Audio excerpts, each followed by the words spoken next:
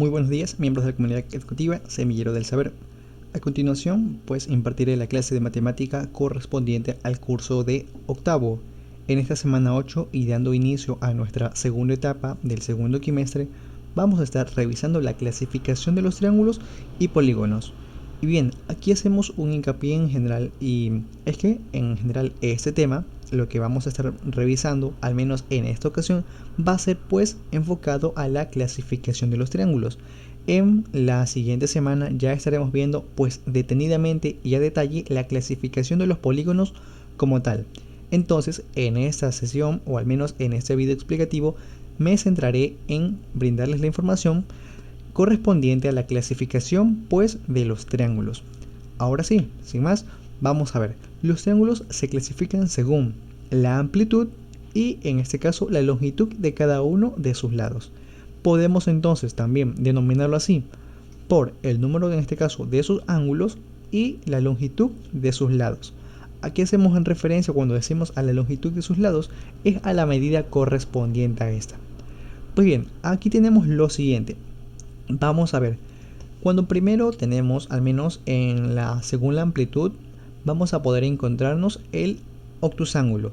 Y ese básicamente es el triángulo que propone un ángulo mayor a los 90 grados.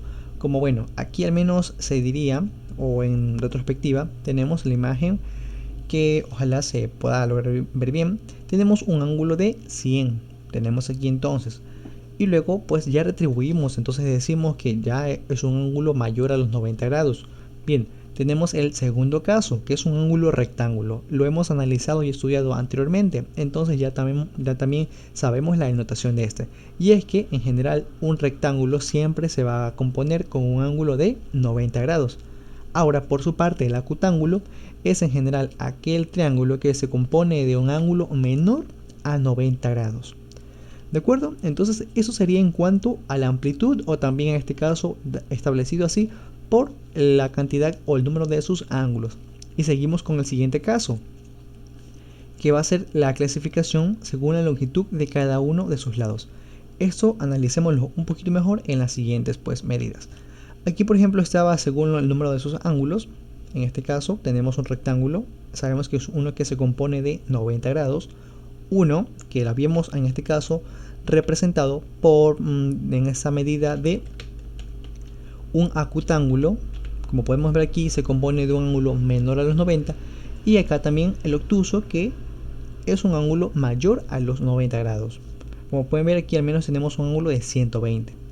Y información general que también es muy importante destacar es que la sumatoria de los ángulos internos de un triángulo siempre me debe dar como el resultado 180 grados.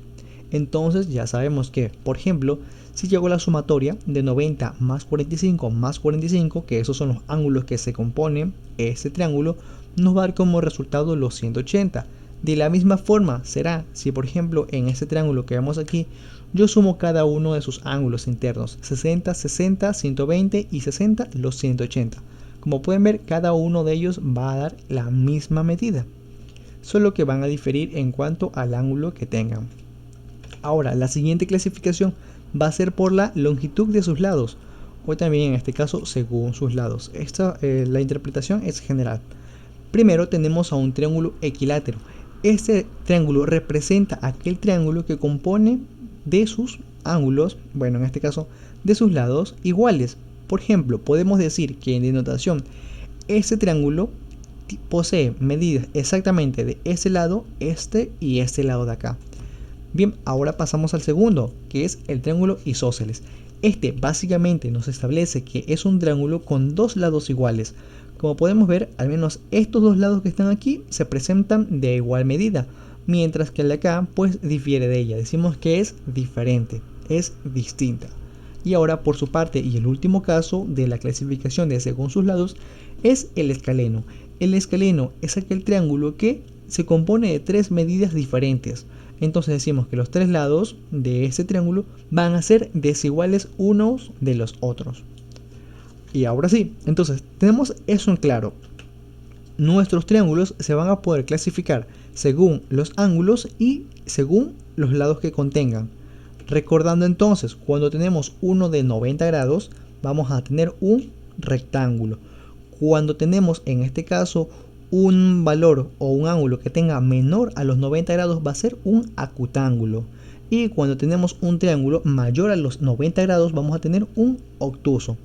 Ahora, por su parte, tenemos en la clasificación de los triángulos según sus lados, tenemos al equilátero, que va a tener las tres medidas exactamente iguales, al isósceles, el cual pues tenemos dos medidas iguales y una diferente, y al escaleno por su parte va a componerse de tres medidas distintas. Ahora sí, pues bien, eso es en cuanto a clasificación. Vamos a trabajar un poquito con lo que viene siendo la formulación e implementación ahora de perímetro y área determinado a un triángulo. Y bueno, partimos con este ejemplo. Dice, un grupo de estudiantes quiere hacer 14 carteles de forma triangular, tal como se muestra en la figura, ¿ok? Para colocarlos en diferentes partes de la escuela.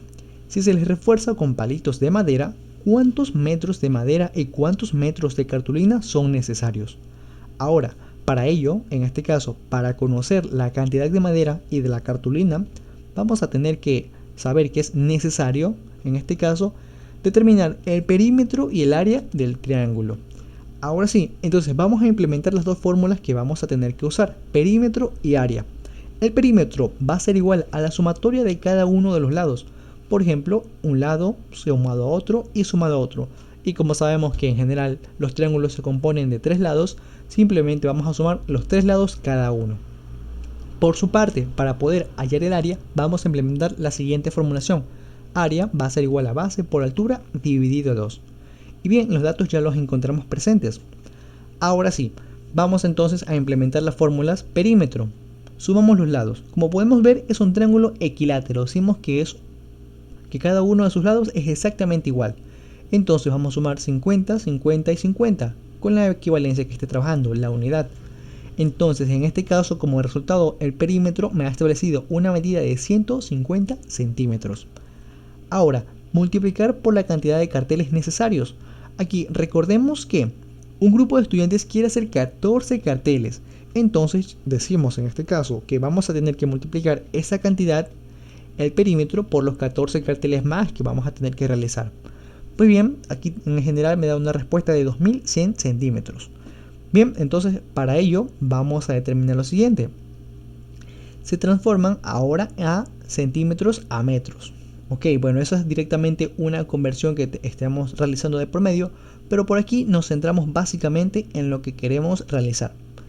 Ok, entonces hasta aquí estableceríamos en esta forma como una respuesta, directamente en forma de metros.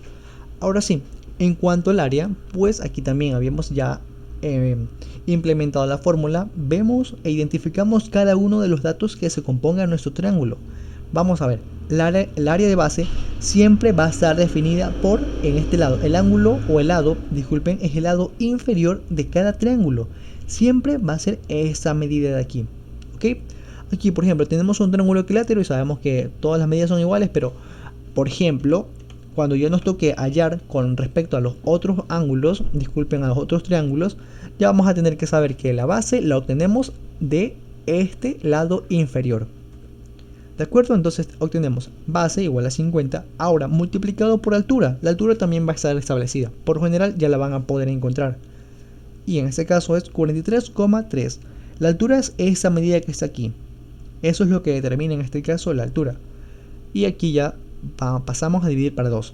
2165 dividido por 2 me da como resultado 1082,5 centímetros cuadrados.